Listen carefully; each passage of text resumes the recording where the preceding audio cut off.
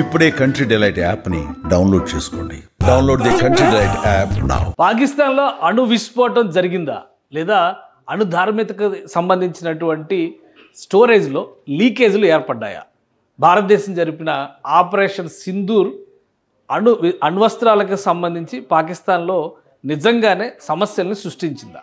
ఈ అంశంపైన ఎన్నో సందేహాలు వెలువడుతున్నాయి. కానీ పాకిస్తాన్ నుంచి వస్తున్నటువంటి సోషల్ మీడియా మెసేజ్లు చూసినా కొన్ని రిపోర్ట్స్ పాకిస్తాన్ మిలిటరీ రిలీజ్ చేసినటువంటి కాన్ఫిడెన్షియల్స్ ఆర్డర్స్ అని చెప్పని వినిపిస్తున్నటువంటివన్నీ కూడా ఇప్పుడు జాతీయ అంతర్జాతీయ మీడియాలో కనిపిస్తున్నాయి.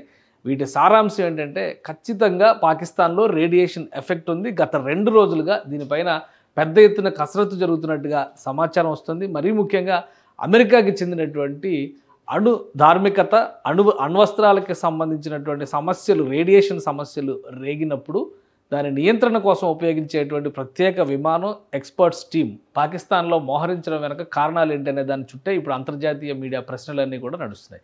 ఏంటి ఆ విషయాలు ఒకసారి పరిశీలించేటువంటి ప్రయత్నం చేద్దాం. భారతదేశానికి అమెరికాకి ఉన్నటువంటి రిలేషన్స్ ఎలా ఉన్నా కానీ ఇక్కడ 2 దేశాల మధ్య పాకిస్తాన్ ఇండియా మధ్య జరుగుతున్నటువంటి ఫైరింగ్లో మాత్రం అమెరికా జోక్యం కొంతవరకు కాల్పుల విరమణకి వేదికైంది. కానీ తర్వాత వెంటనే జరిగినటువంటి పరిణామాలు సోషల్ మీడియాలో చక్కర్లు కొడుతున్నటువంటి ఇవి. ముఖ్యంగా భారతదేశం జరిపినటువంటి ఆపరేషన్ సింధూర్ దాడులకు సంబంధించి ఎయిర్ బేస్లు, ఇక్కడ ఉన్నటువంటి నూర్ ఖాన్ ఎయిర్ బేస్ ఒకటి, రహీమియార్ ఖాన్ ఎయిర్ బేస్ ఒకటి, అవి కంప్లీట్గా పాకిస్తాన్కి చెందినటువంటి అణ్వస్త్ర సాయుధ సంపత్తిని దాచిపెట్టినటువంటి వాటికి కాపలాగా ఉంచినటువంటి ప్రదేశాలుగా చెప్తున్నారు. వాటిపైన భారతదేశం జరిపినటువంటి క్షిపణి దాడులు ఎఫెక్ట్ చూపించినాయి. ఖచ్చితంగా అక్కడ రేడియేషన్ ప్రభావం ఉంది అనేటువంటి సంకేతాలు కనిపిస్తున్నాయి. దీనికి ఆధారంగా ఇప్పుడు కనిపిస్తున్నటువంటి కొన్ని మెసేజెస్ మనం చూద్దాం. ముఖ్యమైనటువంటిది ఈరోజు దర్శనం ఇచ్చినటువంటిది కాన్ఫిడెన్షియల్ రిపోర్ట్ అనేటువంటి పేరుతో Pakistan government of Pakistan release చేసినట్టుగా ఈ రిపోర్ట్ని చెప్తున్నారు.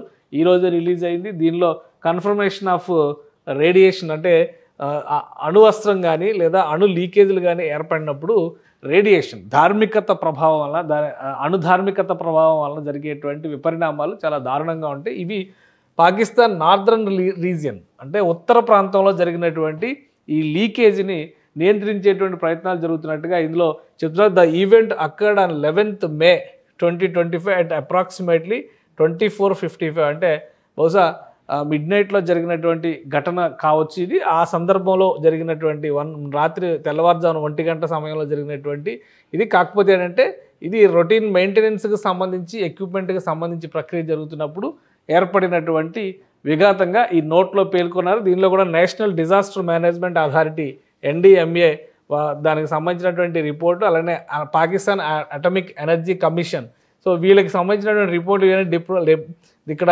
నిపుణుల్ని పెట్టడము, రేడియేషన్ హజార్డ్ని కంట్రోల్ చేసేటువంటి ప్రయత్నాలు జరగడం అవన్నీ కూడా ఇందులో ఉన్నట్టుగా ఈ రిపోర్ట్లో పేర్కొంటున్నారు.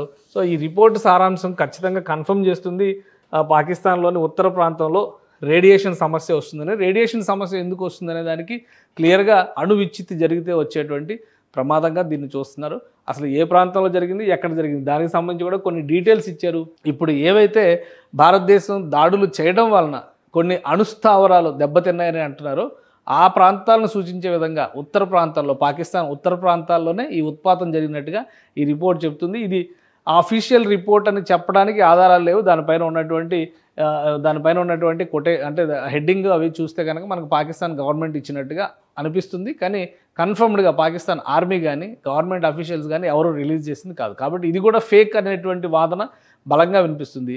కానీ జరుగుతున్నటువంటి కార్యాచరణను బట్టి చూస్తే మాత్రం పాకిస్తాన్లో అణుధార్మికతని కంట్రోల్ చేసేటువంటి ఒక వ్యూహాత్మకమైనటువంటి ప్రయత్నాలు జరుగుతుంది. మరీ ముఖ్యంగా అమెరికాకు చెందినటువంటి స్పెషల్ ఎక్స్పర్ట్స్ టీమ్, అటామిక్ ఎనర్జీకి సంబంధించినటువంటి ఎక్స్పర్ట్స్ టీమ్ ఉన్నటువంటి విమానం పాకిస్తాన్లో ఉండడం ఇప్పుడు అందరినీ ఆశ్చర్యానికి గురి చేస్తుంది. సరే, ఇది చూస్తే కనుక site fully sealed and secured within 2 hours of incident. ఇంకొకటి ఇందులో రేడియేషన్ ప్రభావాన్ని కూడా వివరించారు. మొత్తంగా ఇక్కడ ఉన్నటువంటి రేడియేషన్ సోర్స్ ఇండియం 192 క్యాప్సిల్, ఇది సీల్డ్ సోర్స్. దీన్ని సీల్ చేసి ఉన్నటువంటి దానిలో జరిగింది. Mechanical failure of shackling maintain mechanism అనేటువంటిది చెప్తున్నారు ఇందులో. సో ఏం జరిగింది ఏంటనేది కనుక భారతదేశం జరిపినటువంటి దాడుల వలన జరిగింది ఇది అని చెప్పడానికి ఎలాంటి ఆధారాలు లేవు. కానీ జరిగినటువంటి సంఘటనలు వరుసగా చూస్తే ఇది ఎయిర్ స్ట్రైక్ జరిగిన తర్వాత నూర్ ఖాన్ ఎయిర్ బేస్ పాకిస్తాన్కి సంబంధించినటువంటి దృశ్యాలు ఇవి. బిఫోర్ ఆఫ్టర్ అంటే ఒక అటాక్ జరిగిన తర్వాత ఉన్నటువంటి దృశ్యాలను కూడా ఇందులో ప్రజెంట్ చేశారు. టార్గెట్ ఏరియా ఈ ఇన్సర్ట్లో ఉన్నటువంటి ఏ విధంగా ఇదైంది, ట్రక్ ఇక్కడ ఎయిర్ బేస్ ఫెసిలిటీ అది ఆల్సో సస్టైన్డ్ కన్సిడరబుల్ డ్యామేజ్, పెద్ద ఎత్తున అక్కడ నష్టం జరిగింది అని ప్రూవ్ చేసేటువంటి శాటిలైట్ ఇమేజెస్ ఇవన్నీ కూడా ఇప్పుడు సోషల్ మీడియాలో ఉన్నాయి. టార్గెట్ ఏరియా ఇది, అలానే pre strike image, post strike image, ముందు అంటే స్ట్రైకింగ్ జరగకముందు అంటే దాడి జరగక ముందర ఉన్నటువంటి ప్రాంతం, దాడి జరిగిన తర్వాత ఉన్నటువంటి ప్రదేశం. సో ఇక్కడ ఏం జరుగుతుంది అనేది పాకిస్తాన్ అధికారికంగా చెబితే తప్పితే బయట ప్రపంచానికి తెలిసేటువంటి అవకాశం లేదు. కానీ వస్తున్నటువంటి సోర్సెస్, వస్తున్నటువంటి అంశాలను బట్టి చూస్తే కనుక పాకిస్తాన్లో ఏదో జరుగుతుంది. ఇవి ఇంకా చాలా చోట్ల అంటే సర్గోదా ప్రాంతం, నిన్న కూడా దీనికి సంబంధించినటువంటి డేటా వచ్చింది. కిరాణా హిల్స్కి సంబంధించినటువంటి అటాక్, ఇన్ని చోట్ల భారతదేశానికి సంబంధించి ఎయిర్ స్ట్రైక్స్ జరిగినాయి. అంటే మొత్తం లిస్ట్ చూడండి, ఇక్కడ సర్గోదా కావచ్చు, జాకోబాబాద్ కావచ్చు, అలానే రహీమ్ యార్ ఖాన్, సర్గోదా మెయిన్ హిల్స్, ఈ ప్రాంతాలని ఇక్కడ బ్రహ్మోస్తో అటాక్ చేసింది భారతదేశం అనేటువంటి అంచనాలు వేస్తున్నారు. సో ఈ ప్రదేశాలన్నీ కూడా దెబ్బతిన్నాయి. పాకిస్తాన్ ఉత్తర ప్రాంతానికి సంబంధించినటువంటి ప్రాంతాలు ఇవి. వీటికి సంబంధించినటువంటి దృశ్యాలు, ఇమేజెస్ ఇవన్నీ కూడా సోషల్ మీడియా రీసెర్చ్ కింద మనం చూడొచ్చు. అట్ ద సేమ్ టైం కొన్ని విషయాలను నమ్మాల్సినటువంటి పరిస్థితి కూడా ఏర్పడుతుంది. కాబట్టి ఇక్కడ అలాంటి సంకేతాలు చాలా స్పష్టంగా కనిపిస్తున్నాయి. సో ఇది జాకోబాబాద్ ప్లేస్లో కూడా బిఫోర్ ఆఫ్టర్ సినారియోని ఎక్స్ప్లెయిన్ చేసేటువంటి ఇమేజ్. సో అట్లా చూసినప్పుడు చాలా సంఘటనలు ఇందులో కనిపిస్తున్నాయి. నిన్న వచ్చినటువంటి కొంత డేటా చూస్తే కనుక ఇది కిరాణా హిల్స్లో జరిగినటువంటి అటాక్కి సంబంధించి అక్కడ ఉన్నటువంటి రాడార్ సైట్ అనేటువంటిది అక్కడ లొకేషన్. అలానే ఈ హిల్కి రెండు వైపులా కూడా టన్నెల్స్ రూపంలో పెట్టి అణ్వస్త్రాలను స్టోర్ చేశారు. ఇక్కడ అణ్వస్త్రాలు ఉన్నాయి అనేటువంటి నమ్మకం ఉంది. వాటిని యుద్ధానికి తరలించేటువంటి సమయంలో ఇక్కడ ఉన్నటువంటి దీనికి సమీపంలో ఉన్నటువంటి రహీమ్ యార్ ఖాన్ ఎయిర్ బేస్ నుంచి ఈ వార్ హెడ్స్ని తరలించేటువంటి ప్రక్రియ ఉండదు. దానిపైన పెద్ద ఎత్తున భారత్ బాంబింగ్ చేసింది. సో దానివల్ల చాలా పెద్ద నష్టం జరిగింది. ఇక్కడ రాడార్ వ్యవస్థలు ఇవన్నీ ఎందుకు పెడతారంటే ఇక్కడ చూస్తే SAM పొజిషను, అలానే హెలీప్యాడ్, ఈ machinery construction, hill side storage bunkers ఇవన్నీ కూడా ఉన్నాయి. సో వీటన్నిటిలో కూడా ఖచ్చితంగా ఇక్కడ ఒక అటమిక్ బాంబ్స్ రిలేటెడ్ లేదా స్టోరేజ్ పెద్ద ఎత్తున పాకిస్తాన్కి సంబంధించినటువంటి ఆయుధ సంపత్తి అయితే ఉంది. దానికి పహారాగానే ఇక్కడ ఈ వ్యవస్థలన్నీ కూడా సమాంతరంగా ఏర్పడ్డాయనేటువంటి నమ్మకంతో ఉన్నారు. సో మొత్తం అంతర్జాతీయ మీడియా కూడా ఇదే అంశాన్ని పదే పదే ప్రస్తావిస్తుంది. ఎందుకంటే చాలా చోట్ల ఈ చర్చ నడుస్తుంది. రేడియేషన్ సివియారిటీ తగ్గింది అనేటువంటి అభిప్రాయం ఉంది. సో అంతర్జాతీయ మీడియాలో కూడా చాలా చోట్ల did India bomb Pakistan's Nuke facility at kirana hills. So దీని మీద అధికారికమైనటువంటి ఇన్ఫర్మేషన్ రాకపోయినా కానీ ఈరోజు కొత్తగా కనిపిస్తున్నటువంటి ఈ డేటాబేస్ చూసిన తర్వాత చాలామందిలో అనుమానం కలుగుతుంది. ఖచ్చితంగా పాకిస్తాన్లో ఏదో జరిగింది, రేడియో ధార్మికతకు సంబంధించినటువంటి అంశంతో ఇది ముడిపడి ఉంది అనేటువంటి అనుమానాలు అయితే కలుగుతున్నాయి. సో వీటితో పాటు కొంతమంది స్థానికులు, పాకిస్తాన్లో ఉన్నటువంటి స్థానికులు పెడుతున్నటువంటి సోషల్ మీడియా మెసేజ్లు కూడా దీనికి ఒక ఆలంబనంగా మారుతున్నాయి. ఇక్కడ చూస్తే కనుక మనం ఇక్కడ ఒక పేరుతో సోషల్ మీడియా అకౌంట్కి సంబంధించి ఇందులో ఉంది, దీది we have to evacuate our area for a few days. I don't know what happened. They said that some radioactivity gas has leaked out. So ఇవి సామాన్య ప్రజలు పెట్టుకున్నటువంటి మెసేజ్లు, వాటికి సంబంధించి సోషల్ మీడియాలో వస్తున్నటువంటి అంటే అక్కడ ఏదో ఒక రకమైనటువంటి రేడియో యాక్టివిటీ ఉన్నటువంటి గ్యాస్ లీక్ అయింది. మిలిటరీ ఈ ప్రాంతాన్ని ఖాళీ చేయమని చెప్పని ఆదేశాలు ఇచ్చింది. కొద్ది రోజుల పాటు వాళ్ళు ఉంటున్నటువంటి నివాస ప్రాంతాలన్నీ కూడా వదిలి దూరంగా వెళ్లాల్సినటువంటి పరిస్థితి ఉంది అనేటువంటి సంకేతాలు ఈ మెసేజెస్ ద్వారా కనిపిస్తుంది. ఇలాంటి మెసేజెస్ ఇప్పుడు సోషల్ మీడియాలో పెద్ద ఎత్తున కనిపిస్తుంది. ఇక్కడ చూడండి, military is forcing people to leave immediately, saying leave or die due to the radiation.